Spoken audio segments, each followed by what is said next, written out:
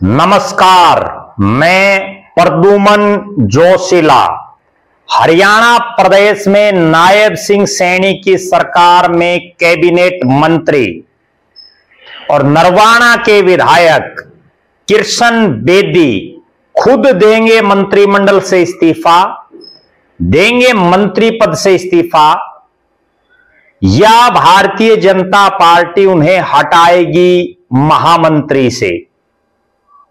यह बहुत महत्वपूर्ण सवाल है और दोनों में से एक अवश्य होगा, कोई किंतु परंतु नहीं है। यह मैं आगे आपको विस्तार से बताऊंगा कि आखिर हरियाणा की राजनीति में बहुत बड़ा जो घटनाक्रम होगा वो कैसे होगा और क्या कारण बनेंगे जिससे कृष्ण बेदी की होगी छुट्टी। विस्तार से समझने के लिए आप वीडियो को आगे देखना। उससे पहले आप सभी दर्शकों से अनुरोध है कि YouTube पर हमारे चैनल को सब्सक्राइब करें, बेल आइकन घंटी का बटन अवश्य दबाएं, YouTube पर हमारे चैनल को ज्वाइन अवश्य करें ताकि आपका हमें सहयोग मिलता रहे। वीडियो को ज्यादा से ज्यादा शेयर करें, अपने कमेंट्स अवश्य लिखें। देश और प्रदेश से संबंधित कोई भी जानकारी आपके पास हो वो भी आप हम तक साझा कर सकते हैं। एक खास बात, हमने एक विशेष मुहिम छेड़ी हुई है। जो भी दर्शक हमारे वीडियो को ज्यादा से ज्यादा शेयर करेगा, हमारे वीडियो को ज्यादा से ज्यादा व्हाट्सएप ग्रुपों में अपने साथियों तक सोशल मीडिया के विभिन्न प्लेटफॉर्मों पर भेजेगा, उस दर्शक का नाम हम अपने वीडियो में लेंगे, उसका प्रचार प्रसार करेंगे। करना केवल आपको यह है कि वीडियो को ज्यादा से ज्यादा शेयर करके, ज्यादा से ज्यादा कमेंट करके मेरे व्हाट्सएप नंबर 94 166 74 472 94166 74472 पर आप व्हाट्सएप कर दें। अब जो मैं बात करने जा रहा हूं वो बात है हरियाणा प्रदेश की सरकार के मंत्री जो दूसरी बार मंत्री बने हैं। पहले वे मनोहर लाल खट्टर जी के पार्ट 1 में मंत्री थे और उस समय वो शाहबाद से विधायक थे।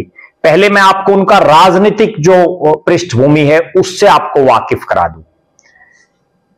कृष्ण बेदी का मूल गांव नरवाना विधानसभा क्षेत्र का कड़ौदा गांव है, दनौदा कड़ौदा, नैन बाहुल्य गांव है, नैन गोत्र का।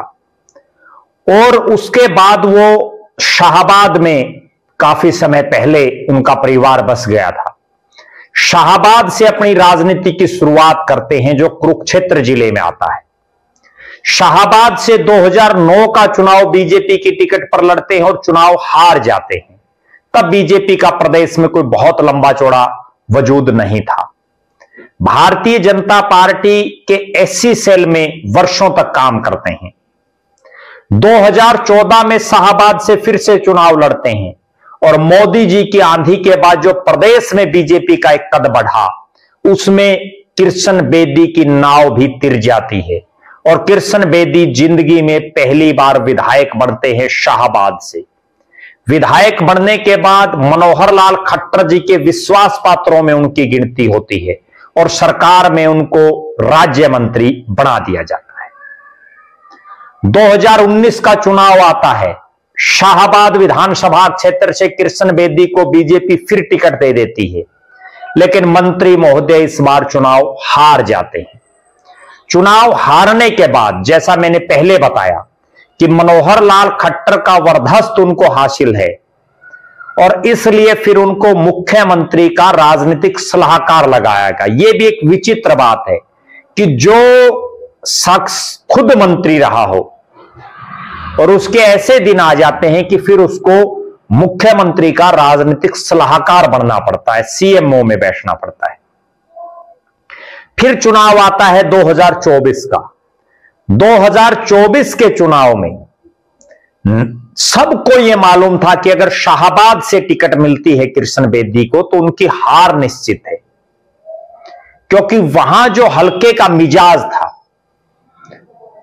उसने ये बता दिया था कि जो कृष्ण बेदी अपने बेटे को एक नगर पालिका के एक पार्षद का चुनाव नहीं जिता पाए, उनका बेटा एमसी का चुनाव हारा, तो एमएलए बनना बड़ी टेढ़ी खीर हो जाएगी।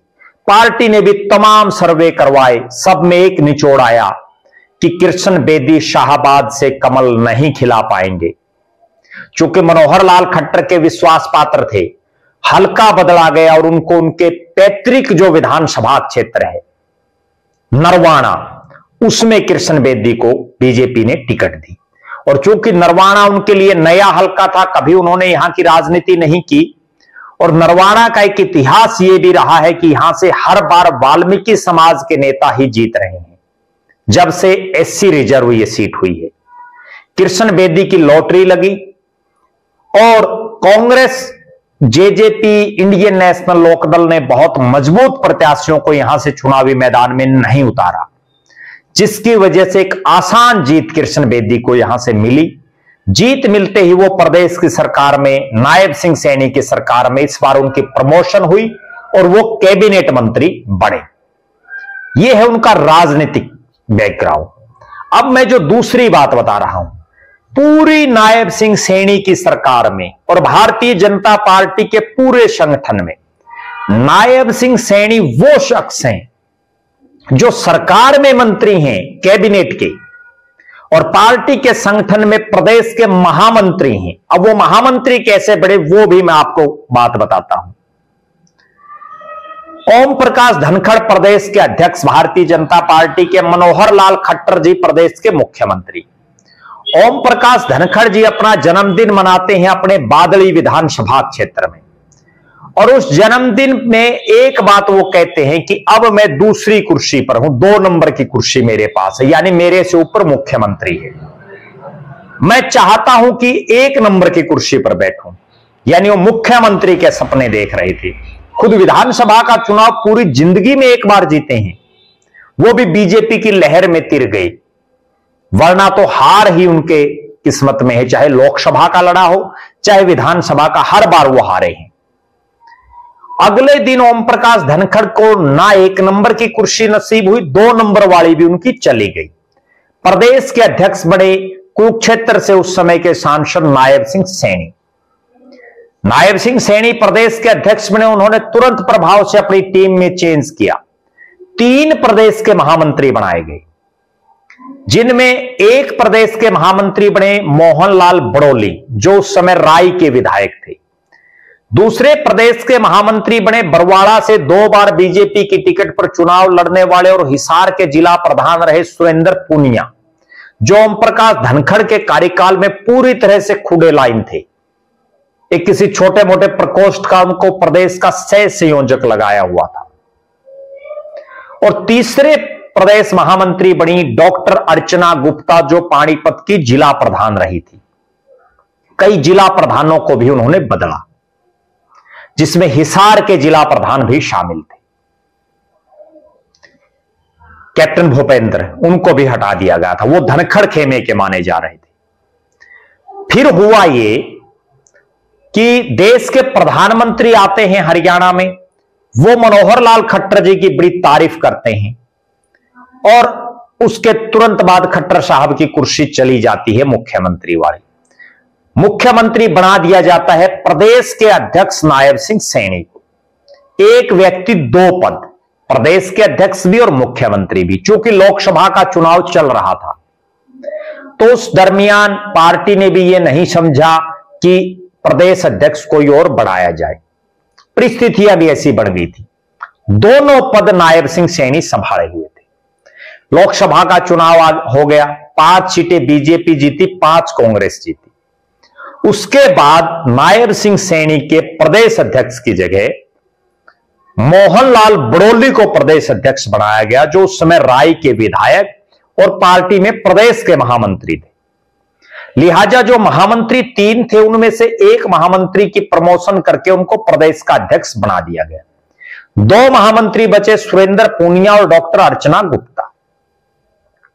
इसी बीच ये कयास लगने शुरू हुए कि तीसरा महामंत्री कौन बने। एससी समाज से प्रदेश महामंत्री बनाने की बात आई, और कृष्ण बेदी चूंकि पार्टी के पुराने नेता हैं, कभी पार्टी नहीं बदली उन्होंने, बुरे दौर में भी पार्टी के साथ रहे, उनको प्रदेश का महामंत्री बना दिया गया। महामंत्री बनने के बाद सुरेंद्र पूनिया को ओवरऑल ऑफिस का इंचार्ज बनाया गया, यानी तीनों महामंत्रियों में सुरेंद्र पूनिया को सबसे पावरफुल बना दिया गया। फिर आ जाता है विधानसभा का चुनाव।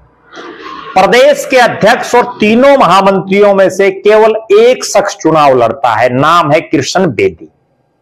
ना प्रदेश अध्यक्ष राय से चुनाव लड़ते, ना सुरेंद्र पूनिया बरवाड़ा से चुनाव लड़ते, ना डॉक्टर अर्चना गुप्ता पानीपत शहर से चुनाव लड़ते। कृष्ण बेदी चुनाव लड़ते हैं, चुनाव जीत जाते हैं, और तब से पिछले 6 महीने से लगातार वो प्रदेश की सरकार में मंत्री भी हैं और प्रदेश के संगठन में महामंत्री भी हैं।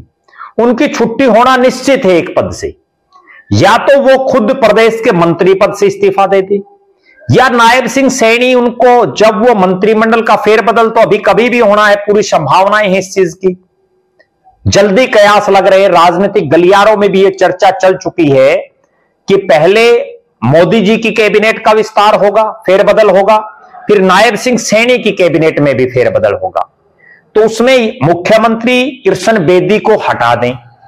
या दूसरी संभावना यह है कि चूंकि अभी बहुत जल्द किसी भी दिन प्रदेश का अध्यक्ष अनाउंस होना है भारतीय जनता पार्टी का, अनाउंस तो वो पहले भी हो जाता, लेकिन पंडित मोहनलाल बड़ोली लगातार विवादों से घिरे हुए हैं, उन पर गंभीर आरोप लगे। हालांकि फिर परिस्थितियां बदली, अब एक बार फिर से वो जिन्न बाहर आता हुआ दिख रहा है। उस लिहाज से प्रदेश अध्यक्ष का जो नया अध्यक्ष बनना हो लगातार डिले हो रहा है। मंडल प्रधान बन चुके हैं, बूथ प्रधान बन चुके हैं, जिला प्रधान बन चुके हैं, सिर्फ कमी रही है प्रदेश के अध्यक्ष की। जो ही प्रदेश अध्यक्ष बनेगा वो अपनी नई टीम बनाएगा, तीनों नए महामंत्री अब इन्हीं को रिपीट करेंगे या नए बनेंगे। उस लिहाज से निश्चित है कि कृष्ण बेदी का एक पद जाना बिल्कुल तय है, उनकी चौधर कम होना निश्चित है। जिला प्रधानों की आप लिस्ट उठाइए, एक भी विधायक को जिला प्रधान नहीं बनाया पार्टी ने, एक भी मंत्री को जिला प्रधान नहीं बनाया। ये वो भारतीय जनता पार्टी है जिसने एक व्यक्ति एक पद किया हुआ है। जब नायब सिंह सैनी जो मुख्यमंत्री हैं वो 2 पदों पर नहीं रह पाए, तो कृष्ण बेदी तो उनसे काफी छोटे कद के नेता हैं, वो 2 पदों पर कैसे रहेंगे? इसका मतलब एक पद से उनकी छुट्टी होना बिल्कुल तय है। अब वो मंत्री पद से हटते हैं या महामंत्री के पद से हटते हैं, यही बड़ा प्रश्न है। पार्टी उनको संगठन की जिम्मेदारी देती है या पार्टी उनको सरकार की जिम्मेदारी देती है? क्यों? और हो सकता है यह भी कोई बहुत जरूरी नहीं, क्या पता दोनों ही पद चले जाए, क्योंकि पिछले लगभग 6 महीने का अगर कृष्ण बेदी का हम कार्यकाल देखें, और आप दर्शक भी कमेंट करके बताएं क्या पिछले 6 महीने में कृष्ण बेदी आपके जिले तक में भी आए हैं, जिस जिले से भी आप हैं, वो कुछ एक इक्का दुक्का कुछ एक जिलों को छोड़ करके बहुत ज्यादा प्रदेश में नहीं घूमे हैं। कुछ एक जिलों को अगर छोड़ दे, संगठन महामंत्री के नाते भी वो बहुत, हम ये कहें कि बहुत अच्छा काम उनका रहा है, ऐसा भी कहीं दिख नहीं रहा। तो हो सकता दोनों पदों से ही कृष्ण बेदी की छुट्टी हो जाए, तो भी कोई अचंभे वाली बात नहीं होगी। हां, एक विशेष बात उनकी ये रही कि भारतीय जनता पार्टी की सरकार तीसरी बार बनाने में डीएससी जो समाज है, जिसमें चाहे वाल्मीकि समाज हो, चाहे धानक समाज हो, और भी जो अन्य डीएससी में बहुत सी जातियां आती हैं, उनका एक विशेष योगदान बीजेपी की सरकार को बनाने में है। और इसीलिए महामंत्री होने के बावजूद कृष्ण बेदी को मंत्री बनाया गया। अब हो सकता है इस समाज से कोई अन्य विधायक हो, उसकी लॉटरी लग जाए, इस समाज से कोई अन्य नेता हो, उसको प्रदेश के संगठन में एडजस्ट कर दिया जाए, कुछ भी संभव है। बहरहाल आपका इस मामले पर क्या मानना है, आपकी क्या राय है? क्या कृष्ण बेदी को मंत्री पद छोड़ना चाहिए? क्या नायब सिंह सैनी उनको मंत्रिमंडल से हटाएंगे? या क्या कृष्ण बेदी को बीजेपी अपने संगठन महामंत्री, जो उनका प्रदेश महामंत्री का पद है, वहां से हटाएगी? या उनको दोनों पदों से हटाएगी? या कृष्ण बेदी को और ज्यादा पावरफुल बनाएगी? हो सकता है उनको बड़े भारी भरकम मंत्रालय दे दी जाए। आपकी इस पर क्या राय है? और आप एक राय और जरूर बताएं, क्या कृष्ण बेदी इन लगभग 6 महीने में आपके जिले में, आपके हलके में, आपके इलाके में कभी आए हैं? दूसरी बात, हर मंत्री को एक ग्रांट मिलती है विशेष, जो विकास कार्यों के लिए वो घोषणा करता है 7 करोड़ की। उसमें से कृष्ण बेदी ने 6 महीने लगभग जो बीत रहे हैं, आपके इलाके में कोई ग्रांट दी है या नहीं दी? इस पर भी आप जरूर बताना। या वो केवल नरवाना विधानसभा क्षेत्र और शाहबाद तक ही सीमित है? आप जरूर कमेंट करें। आप लगातार हमारे साथ बने रहें। हमारे फेसबुक पेज को लाइक और फॉलो करें, यूट्यूब पर चैनल को सब्सक्राइब करें, बेल आइकन घंटी का बटन अवश्य दबाएं, यूट्यूब पर हमारे चैनल को ज्वाइन अवश्य करें ताकि आपका हमें सहयोग मिलता रहे। वीडियो को ज्यादा से ज्यादा शेयर करें, अपने कमेंट अवश्य लिखें। और एक बात और बताएं, अकेले कृष्ण बेदी नहीं, प्रदेश के जो बाकी मंत्री हैं, क्या वो भी आपके इलाके में आए हैं? उन्होंने भी कोई ग्रांट आपके इलाके के लिए दी है? उन्होंने भी कोई विकास का कार्य आपके क्षेत्र में कराया है? आप जरूर कमेंट करें, उस मंत्री का नाम लिख करके कमेंट करें, आपका भी नाम लिखें, आपके गांव शहर का नाम लिखें, आपकी विधानसभा का नाम लिखें। आप मुझे व्हाट्सएप के माध्यम से भी भेज सकते हैं ये सारी जानकारी।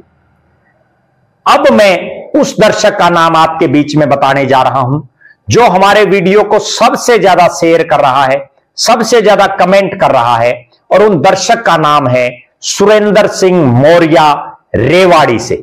हम सुरेंद्र सिंह मौर्य रेवाड़ी का बहुत बहुत धन्यवाद करते हैं। अगले दर्शक आप भी हो सकते हैं, बशर्ते आप वीडियो को खूब शेयर करें, खूब कमेंट करें। बहुत बहुत धन्यवाद। आपका अपना प्रद्युमन जोशीला।